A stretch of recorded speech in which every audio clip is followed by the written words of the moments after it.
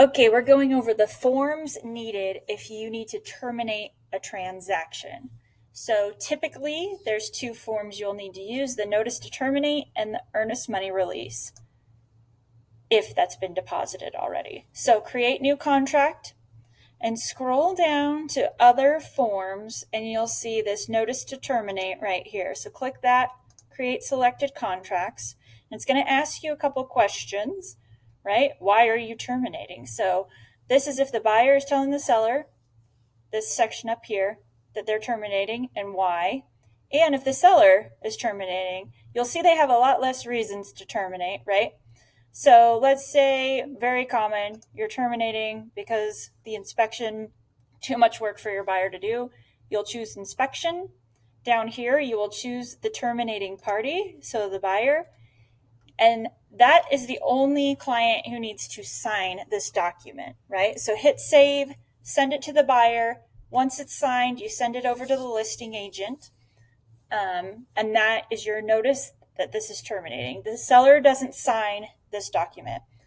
Always do this in good faith. You never want this to come back to you that you are terminating on something and there was really a hidden agenda or another reason. So please always do that.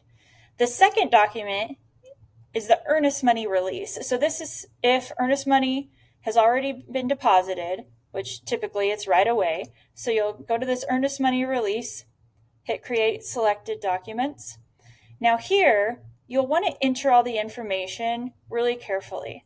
So you'll see that there's an earnest money total and how much is going to who. So let's say it was $5,000 and so you're giving it all to maybe one client. If it needed to be divided up between two, you ask them, right? So just make sure who it's payable to is what your client wants and how they want it returned.